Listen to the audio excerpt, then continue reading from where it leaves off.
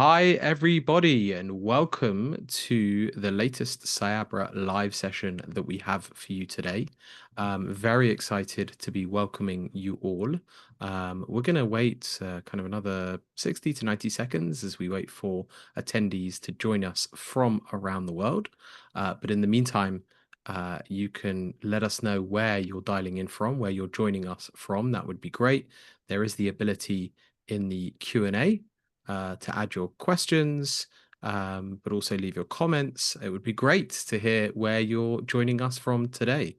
For those of you who don't know me, I'm Rafi. I lead the marketing at Cyabra. Great to have you with us. I'm really excited about this topic because it is going to cover some really important areas that keep on coming up amongst the brands that we're speaking to, that we're hearing from. And so hopefully it's going to be as useful as possible for as many of you as possible. So let us know as we're waiting for a few people to join us. Let us know where you're going to be dialing in from um, and where in the world you are. And so we can hear that. And also so you can test out the Q&A section, which of course you can leave questions during the course of the talk. So there's a few of you coming in now, and just to have a look at the Q&A. So let us know where you're calling in from. And I'm here with Colby. Hey Colby, how you doing? Good, Rafi. How are you? Good. Where do we find you today? I'm in New York. Fantastic. Great. Really glad that you're able to join us. Really glad that we were able to do this. And obviously, thanks in advance for all the work that you've put into this. As you can see, Colby's going to be presenting his pearls of wisdom in some slides in another minute or so. But as people join, welcome. Great to have you with us. Great to have you join us. And we're going to be starting in a minute. Today's topic, of course, is from detection to redemption, the new crisis playbook for brands. And the context of that is obviously today's very volatile digital environment, which I feel is an expression, is a sentence that gets used and bandied around quite a lot. But the outrage that we see across social media is becoming more frequent and impacting brands in new and more scary ways for those responsible for brand reputation. But also, we're seeing a lot of that outrage isn't organic; it's engineered, and it's driven by bot attacks and viral disinformation campaigns. And because of that, brands are being caught off guard by those social storms that they can feel spontaneous, they can feel viral, but actually when we dig and look behind the curtain, they're often quite engineered and organized, and so therefore can be detected and planned against. And so in this session today, we're going to be joined, as I mentioned, by Colby Vogt, who is the founder of Covo Intelligence, recently founded Covo Intelligence, and we're going to be breaking down the anatomy of modern online manipulation, and more importantly, sharing specific practical strategies to be able to detect, to diffuse, to defend against those disinformation fuel crises, against those outrage attacks aimed at brands. And so we're going to be looking at spotting those signs, how to tell the real backlash from the bot amplified outrage. And that's often a question that we're asked. There's so much noise out there. Okay, how much of it is real? How much of it isn't? And so also, therefore, what do you do about it? You don't always have to respond to everything because that would be adding fuel to the fire. So when to respond, when to stay quiet. And so for those of you that are joining, let us know where you are joining us from. But it's great to have you with us. And the presenter of the talk today is Colby. Colby Vogt, and he's as I mentioned, the founder of Covo, and Covo is a research and intelligence firm helping brands navigate critical decisions with confidence. And he brings with him over 25 years of experience in both analytics and also reputation strategy, including at companies like Gallup, Edelman, Fleischmann Hillard, and Burson. So some huge and very reputable agencies. I've read somewhere that the promise of Covo is to uncover what's real, even when it's inconvenient. So it seems like a perfect speaker to have with us. And for those of you that were wondering, and I was wondering, Covo apparently means protector in Italian. Did I get that right, Colby? You got it right. It's a den or a protector that people, when they're in a little bit of heat or trouble, they're seeking protection and that we were inspired by that. So Kovo is providing a different kind of protection, not physical protection, but more strategic protection. But yes, good on you, Rafi, for picking that up. Well, it's great to have you with us. And with that, I'll hand over to you so you can present the slides. And just a short reminder before I do to everyone that you can leave questions during the course of the talk in the Q&A button, and we're going to leave some time at the end to get to as many of the questions as possible. So without further ado, Colby, over to you. Thanks, Rafi. I really appreciate it. I really appreciate you guys joining today. I'm looking forward to this conversation. Um, we're going to talk on a lot of things that Rafi mentioned, but in particular, if I would narrow it down, we're going to hit on these three core areas. And the first is really, crisis is very different today than it used to be. And a lot of what Rafi was talking about was it's really about like the who's behind the noise. In many cases, it's deciphering between whether those are real people or those are some fake accounts or otherwise known as bots that are driving conversation. So we're going to talk a little bit about that. Also, I want to talk about preparing before a crisis happens. There's certainly things that you can be doing, whether you're a brand protector, a communicator for brands. Understanding where you have vulnerability so you can plan accordingly is really important. And then lastly is we're going to touch on when and how to engage. It's spotting those red flags and identifying what's real and what's not to really guide how you're maneuvering when this crisis is happening for your brand. So I think this is going to be a rich conversation. you know, One of the things is we kind of looked at this, what's changing in the world of crisis. And the old model was pretty clear. This was an old, by the way, is probably just a couple of years ago, where, okay, something has happened to our brand. Let's pause. Let's draft a statement. We'll come up with a statement together, and then we're going to release the statement. And we're kind of like in most cases, that's you've done your job. Of course, it's not that simple, but that was how a lot of people approached crisis moments for brands. The new model, unfortunately, is real-time manipulation. It's confusion. It's chaos. There's a lot of things going on. You think you're in control of the narrative, but there's so many other forces that are driving the narrative for both yourself as well as your audiences that are paying attention to you. That it can be really a complicated landmine to stay ahead of. So we're dealing with a much more complicated world than we were not too long ago.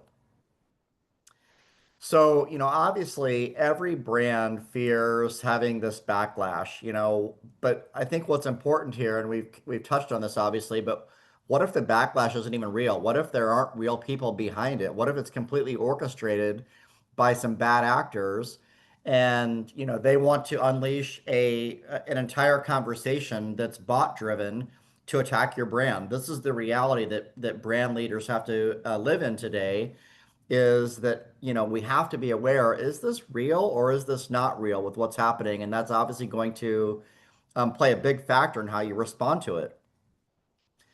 One of the things that I was really interested in when I started talking to Cyabra is I was like, well, how do you know? How do you know if it's a fake account or a bot account? And Cyabra provided these descriptors, which I think are really important. And some of these things are great for you, like whether it's a personal level, you're interacting with content. Maybe it's not even about your brand. You're just on X or you're on any of these platforms. And you're like, I can't really tell if this is a real character or not. But obviously, more important is if you are managing a brand and you're seeing content take place, there are some signs that you can look for that can help you identify is this real or not. So things like there are very few interactions. It's a low quality profile. There's a really high level of post volume. As I come around this wheel, there's lacking original content. There's a really high post rate, low quality interaction. So there's a lot of traits that you can look for. But obviously, and that can help us personally. But if you're managing a brand and you're dealing with thousands, if not, hundreds of thousands of comments on a regular basis, I don't think it's something that we want to encourage people to manually review each of these different characters to see is this a good character or a bad character. And so obviously that's why some of the detection work that Cyabra is doing is very helpful, because if I have to look through a mass number of interactions, um, it can really speed up your ability to identify whether something's real or not real. This was pretty alarming to me. I was talking with Rafi not long ago as we were preparing for this, and we talked about like, well, how easy is it to, go create an attack against a brand? And I learned that for a simple $10, a malicious actor can do a lot of things. As you see, they can buy a bunch of views, 50,000 fake views. I can buy 2,000 fake likes, and I can buy 500 fake comments, all with $10. Imagine what you can do with $1,000. Imagine what you can do with $10,000. If there are people out in the world that are bad actors that really want to put damage to a brand or any type of cause, you can see that not a significant investment can really unleash some pretty damaging content for your brand. And so this was pretty alarming to me what you could do for not a whole lot of money. So another thing that I, learned as we were preparing for this conversation was, so I was on this notion of like, how do we identify when this coordinated action is occurring from a bot? And I learned that any given day, on average, your brand is likely encountering 7 to 10% interactions with non-real accounts. Okay? So that kind of alarmed me just in general. So every day you're out there, if you're managing a brand's, social accounts, whatever it may be, it's important for you to know that nearly 1 in 10 on an average day is likely not a real account. And so, I said, well, okay, so if that's the normal frequency, what does it look like when we're coming under attack? And this is one of the alert systems that Cyabra can provide is when we hit 15 to 20%, it's a really strong indication that there's coordinated activity that's operating behind the scenes. And so I think it's important to just be able to see that shift taking place. And when you can be identifying and detecting that, hey, we're at our norm, this is probably no big deal, versus, whoa, we just jumped up to 20% of our conversation is now suspected bots, likely something is happening and someone's likely coming after you. And so I think this is a great flag for us to be aware of when we're thinking about managing our day-to-day interactions. So, why does this matter? Why should we care if there are bots or not that are talking about our brand? Well, there's some interesting data that comes from Edelman's Trust Barometer that says, 63% of people say they have trouble determining the credibility of information. 70% believe that journalists are already intentionally setting out to mislead us, and 74% are more likely to trust someone like me, which obviously these bots are meant to replicate someone like me, to tell them the truth. And that's the same level of trust that they give to scientists. So, what this tells me is there's a massive amount of uncertainty that when people are coming across content today, frankly, they have a hard time deciphering whether it's real or not. I'm sure I have personally interacted with an account, probably several of them, as I'm thumbing through X or any platform, and I've probably interacted with a bot unknowingly because I thought it was a real person. And so I think it's obviously extremely important. That's just my personal account. But imagine if you're a brand, if you interact with something that's not even real, you may actually be adding fuel to the fire instead of being able to say, like, I'm going to steer clear of this because this isn't even a real person. So, Rafi talked about the founding of Covo that we started. Actually just started at the beginning of May. And we have a number of different solutions that we offer to brands, but one of them is a offering or a solution that's called Shield. And this is really helping brands stay ahead of risks before they become crises. And so I'm going to talk through the process here and really where kind of identifying bots is really important for brands when they make decisions. So the first step is understanding this risk landscape analysis and mapping. Ultimately, what this is mapping risks that either you as a company or brand have faced in the past, others in your space have experienced, and beginning to map them against whether something is likely to happen and how much damage or risk it may take on if it occurs. And I'll talk about this in just a moment on a visual. The second step of Shield is this early detection. So this is monitoring these sentiment shifts, narrative spread, coordinated activity in real time.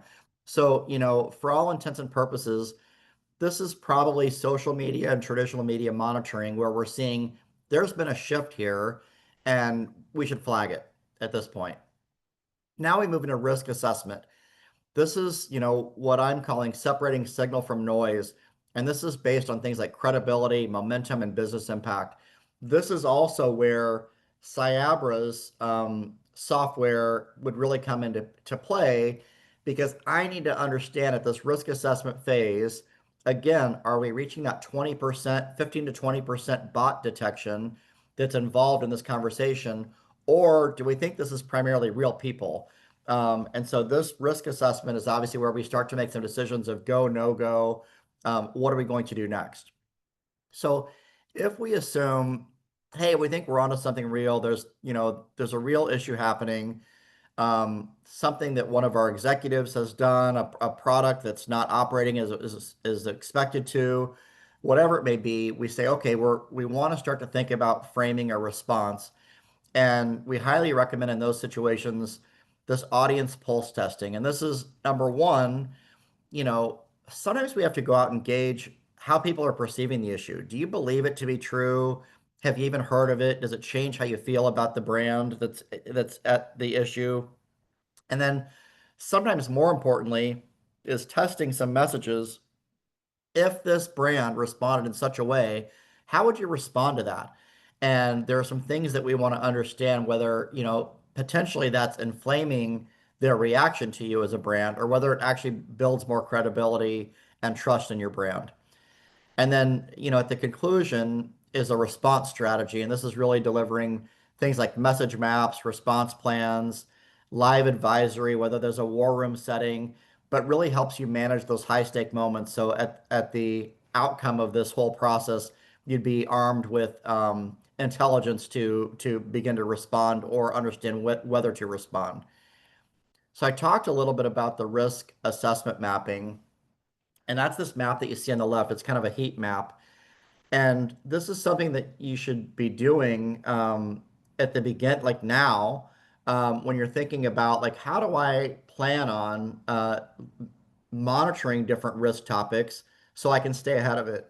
As you can see, the vertical axis is the impact that if this happened, how much impact would this have on our brand from low to high?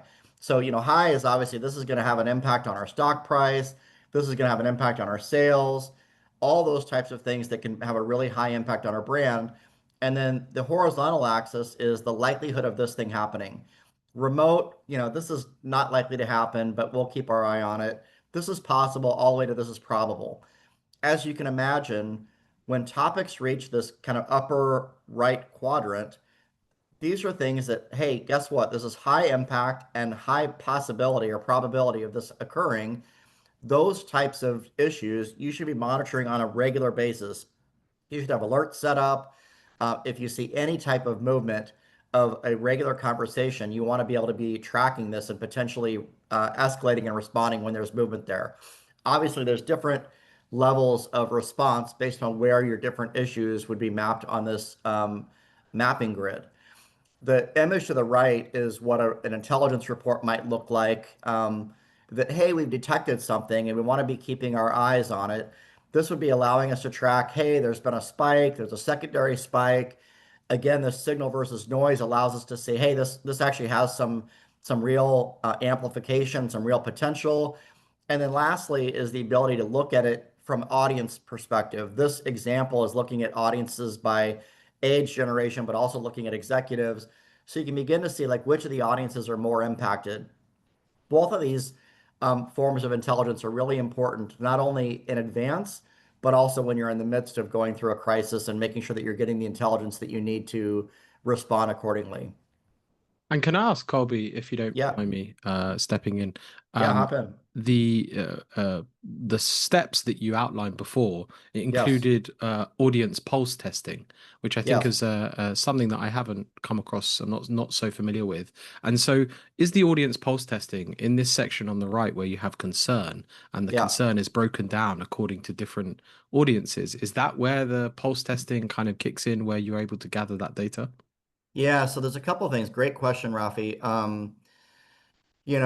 So number one, there are some demographic components that are available on social media. So, it's not always 100% accurate, but we can get a sense of who are the audiences that are interacting. Do they tend to be younger people? Do they tend to be people that have professional profiles? So there's some of that detection that we can get when we're just scanning social media, okay?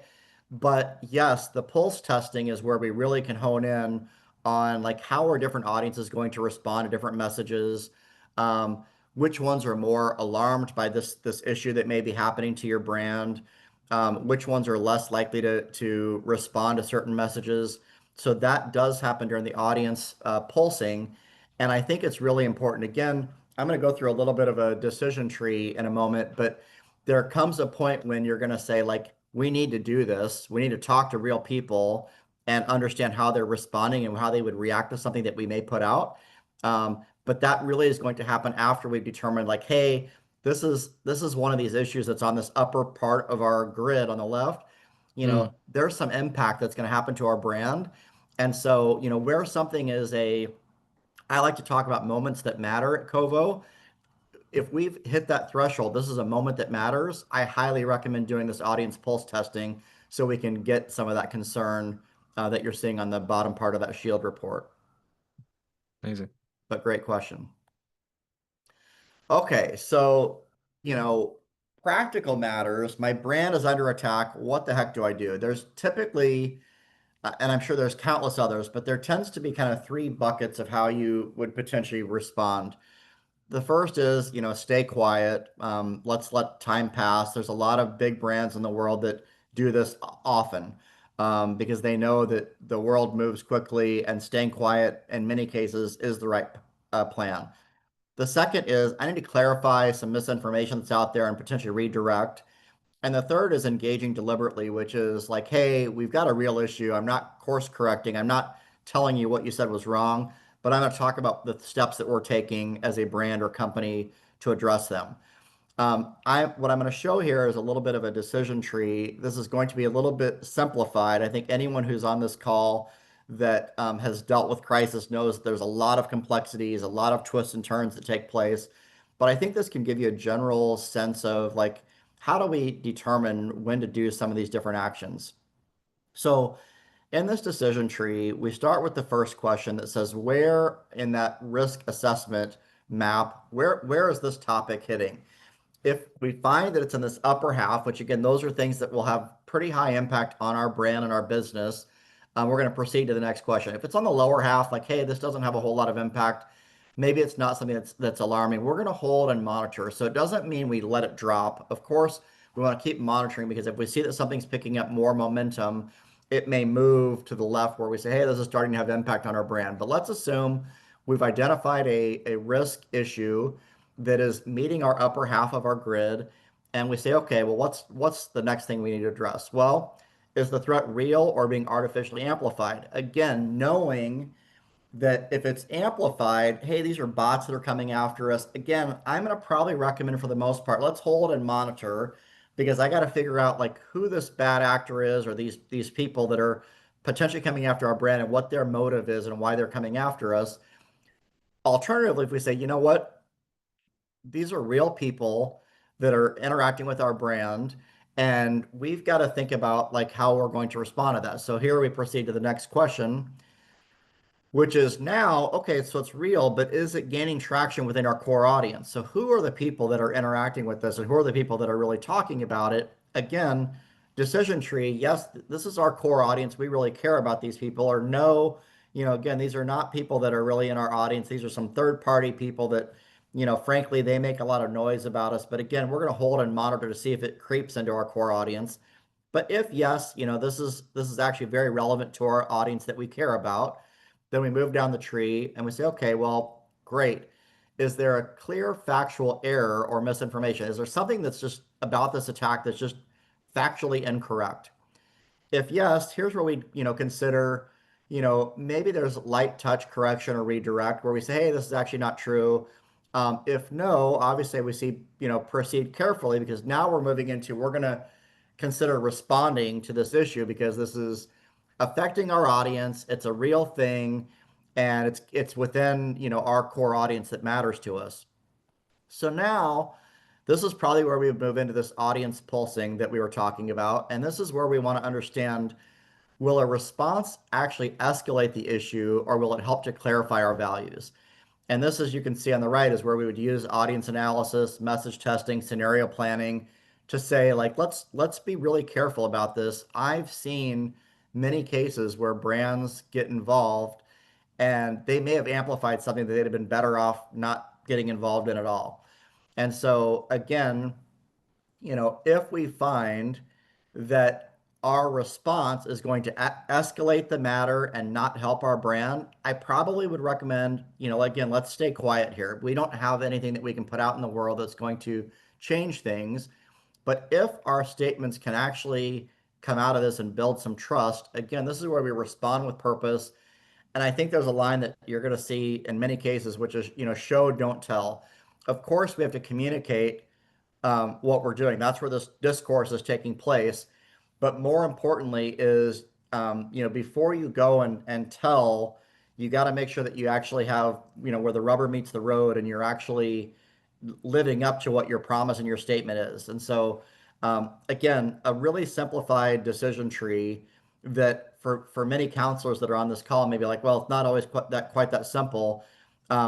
This is a great place to start, I think. And then, of course, as you take on these complexities and these things that are outside factors that are driving importance, I think this is again where you bringing in that audience analysis and message testing and scenario planning is going to be even more important. So I think this is just a good place to start when your brand that you're either managing or that you're overseeing is coming under attack. So we're at the redemption phase. Um, I have here, trust isn't rebuilt with words, it's rebuilt with actions. So again, things that we should do when we're in the redemption phase. So we've identified this topic. We hopefully did some audience testing to see what type of response is going to be effective, how people are going to respond to them. Things that you should be focusing on at this point is, our transparency. Be very clear with what you're doing. I think as soon as someone realizes that you're hiding something, you've done yourself a big disservice. So having transparent communications, letting people see the steps that you're taking is obviously important. Again, we see the show is greater than tell. I'm not saying you don't need to tell, but again, the actions behind it that can prove what you're telling are really going to be important. This third thing to focus on is really important also, which is consistency. You know, when people are paying attention to a brand that's coming under attack and they're seeing a lot of different messages that are conflicting with one another, um, that's going to cause more confusion for your audiences. So seeing a very consistent message from all parties in your organization, making sure that the message is extremely clear. We've gone and we've done the testing. We know what works and what doesn't work. Make sure that we're all following that same playbook. And then the last thing is keep receipts where you have examples that you have evidence that what you've done is either addressed it or what you've done in your past has built up credibility of why you shouldn't have come under attack. Use those real examples. It's really important to show real life cases of either, again, steps that you're taking or work that you've done in the past that indicate what your values are as an organization. So we talked about what we should be doing, talk a little bit about what we should not be doing. And the first is like, don't over apologize. The more you do that, the more it comes across that you're maybe a bad actor yourself. And so, if there's something that does require we did wrong, it's okay to address it. But the more we kind of go on and on about it, we've seen that audiences begin to think you have more blame than maybe I even thought before. So address it and then move on quickly. Don't react to those bad actors. Again, those bots that are out there, they are they are tempting you to respond, to react. You give them the lifeblood. If you're responding to these bots, they're like, we got someone. And so, it's very important in my view, and that's why it's important to be able to detect what's real and what's not real. I would never react or respond to a bad actor. Um, Again, not to do, this is obviously very similar to what to do, but avoid the inconsistency in messaging. I hit on this a lot in the last one. And then the last is this, disconnected tone and actions. So this is, ultimately I'm saying one thing, but my actions are telling you something else. It'd be saying something like, we take this very important and this is a dire matter for us, and we're going to be, very focused on this, but your actions don't actually live up to that. That again is going to be a real problem for your audiences when they're reviewing how you're responding to a crisis and how you addressed it. And so, that's kind of the playbook that we've got. I have a few questions that I wanted to pose to Rafi because I think, what Cyabra is bringing has really helped my ability and Covo's ability to really provide counsel to our clients, being able to, again, identify when those bot conversations are taking place and, how to understand how to respond or whether to respond. So, Rafi, if I could, pose the question to you, um, what's the early sign that a conversation is being manipulated by bots or coordinated accounts? Like how do you guys deploy? And just tell me a little bit about, your reaction and when your early stages of identifying, hey, this is a problem. Can you talk to me a little bit about that? Absolutely. And firstly, thank you so much for going over everything you just explained. Loved how you went so much into the practical, and I think there was so much there that people can take away and start using, today. Shield, for example, the audience pulse testing, like I mentioned, was a newer concept for me. The risk assessment mapping, that grid, something people can start using today. So I really, really like that. In terms of those early signs, I think it's probably useful to separate them into something that is happened either as a world event or as a activity, something that the company has announced, right? Because sometimes a company announces something, sometimes there's some news related to a company, and that can draw the attention compared to, other things that are happening or bubbling away or engineered or, aren't connected to a moment in time. And so I think when something is connected to a moment in time, one of the things that we're seeing is just the increase in speed, the ability for fake accounts to respond so much quicker.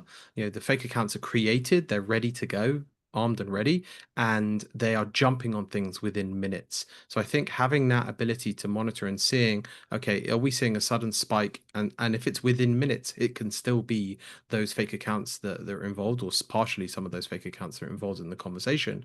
And it's not something that there is a lag of a few hours. When there isn't around a specific event that's happening, and it's actually just kind of coordinated accounts, there's some of the things that you mentioned before, some of the things to look out for of, the way that they behave, the kind of engagement that they have, being able to monitor it.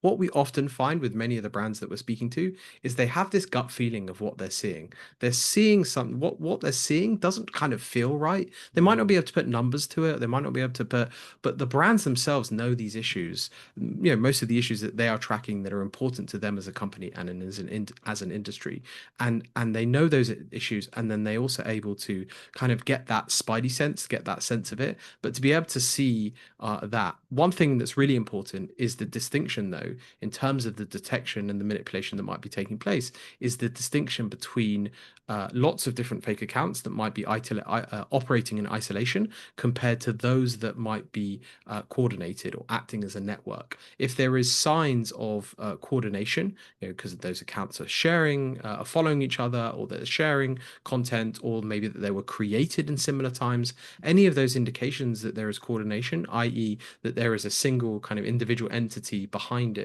that has created them and is the puppet master behind it, that signal of intent, it's not just fake accounts, but it's actually fake accounts that are coordinated, means that the intent, and so therefore the risk factor that you apply to that should be much, much higher. That's right.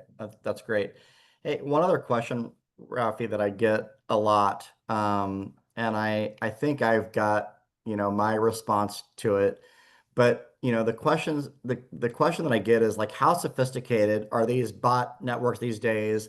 And more importantly, the one I really get often is who's behind them? Like who's putting these bot attacks out there? What's your view on who's leading those attacks and who's putting them out there? So it's a great question. And to answer the second one first of who's behind it, it's really hard because it's a bit of a Wild West, right? So the analogy that I find myself thinking about is the question of almost, who's behind crime? right? You can have state-backed crime, you can have organized crime, you can have groups, pockets of organizations that are acting together, you can have organizations that criminal organizations that are working by themselves, you can have small groups, you could have individualistic, opportunistic, someone's walking down the road and they see your car is open and the keys are there and they're off with your car before you know it. And I think that analogy is particularly useful because that's where, in terms of malicious actors, you can have state backed. We hear about that. You can have different groups. You can have competitors. You can have people doing it from a financial motivation. We're seeing a worrying increase in the amount of engineering around fake accounts and fake content involving ticker symbols. We don't know exactly where that's coming from, but the motivation is clear. It's financial, and so it could be a range of different things. I think where the analogy does fall down is all of this is taking place out in the open. And so all of us as individuals experiencing social media, we're going to social media, an increasing number of us are going to social media for our news, and sometimes it's the only place that we're going for our news around the world. But we are being exposed to all of those different malicious actors sometimes at the same time, depending on what the topic is. So the obvious thing that people think about is elections, but actually increasingly, or nowadays, it could be really around any topic. There are fake accounts and fake content involved in the conversations about our celebrities and sports and which cereal we eat and car we buy.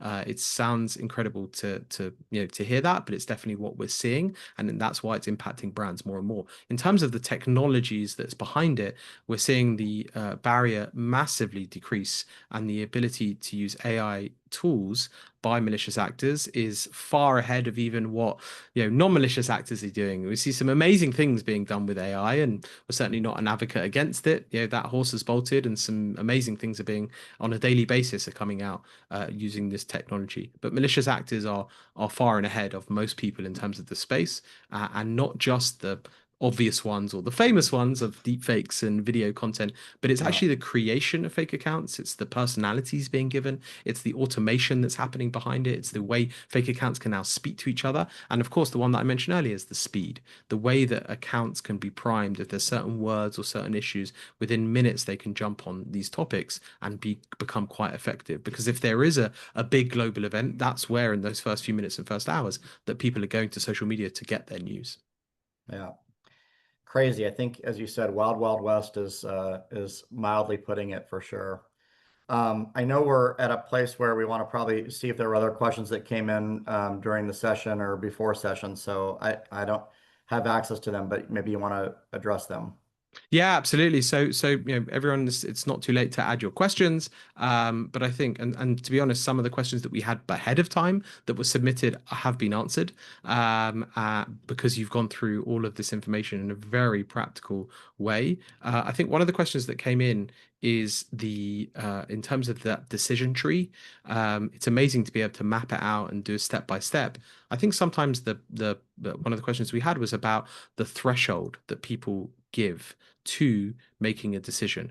Now that can be a hard number. You yourself come from that analytics data background. Is that a number? Is that a gut feeling? In order to decide, okay, then like you mentioned, are there fake accounts involved? Okay, there might be Yeah. some fake accounts, but how easy is it, or how should people approach not just the decision tree, but the threshold that they apply to whether Yeah. something is high or low? I mean, again, the caveat applies of each company, each industry is going to be slightly different, and That's right. approach it a different way depending on their sensitivities of their industry and their business.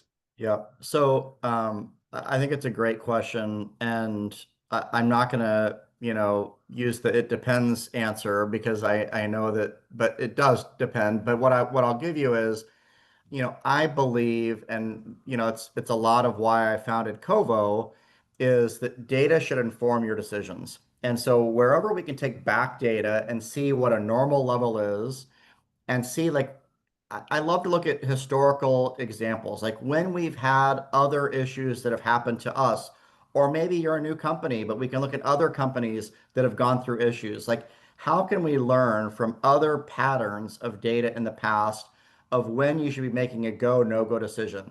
Sometimes that's a 5% increase of a certain topic. Like, hey, we've seen an increase. Great.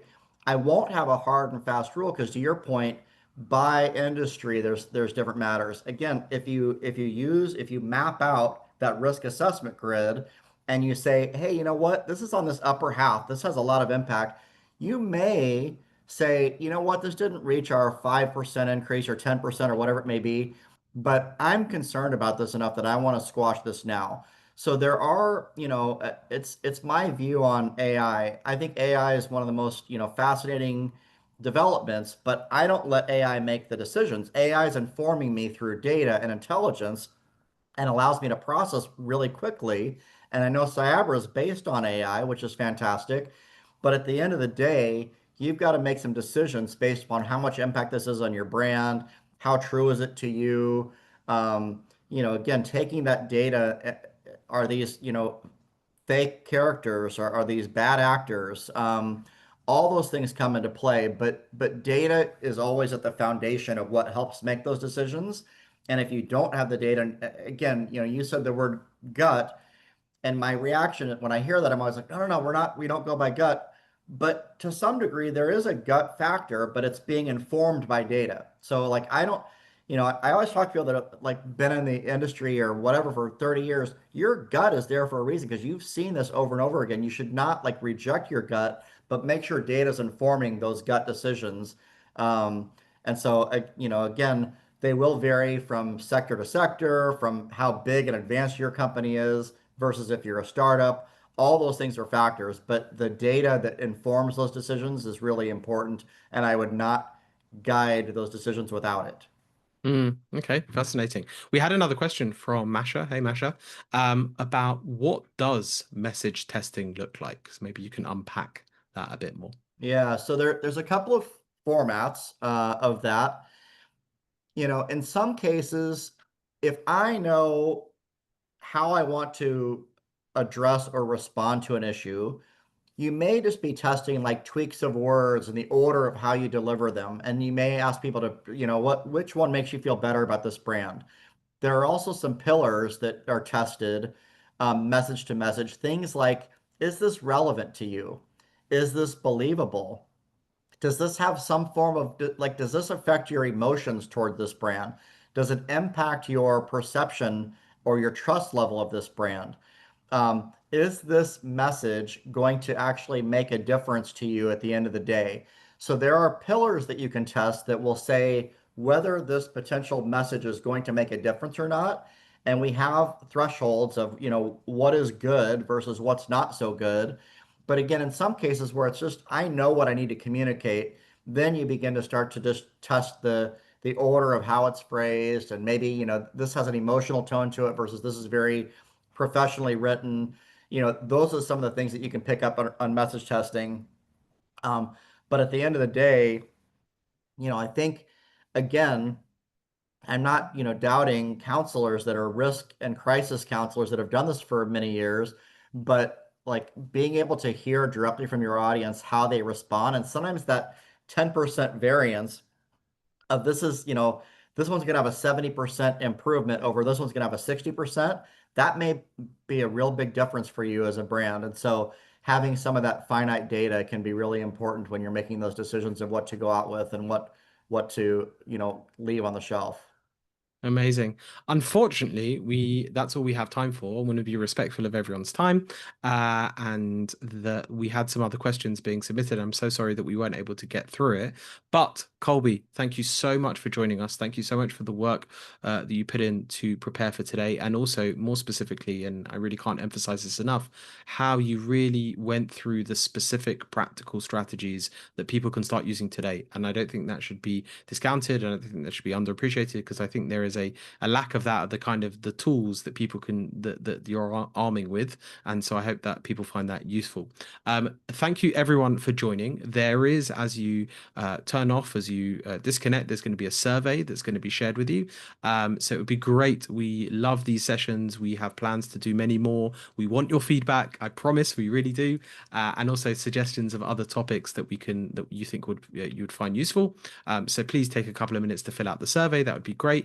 And then I believe in the next 24 hours, you're going to be receiving an email with the recording of today's session, more info about Colby and Covo as well, and also as well opportunities and information about future live sessions. So that just leaves me on the 45 to be able to say thank you so much for joining. Colby, thank you for joining us Thanks, today. Rafi. We really, really appreciate it. And for everyone, wherever you are in the world, thanks for joining and have a great rest of the day and rest of the week. Thanks.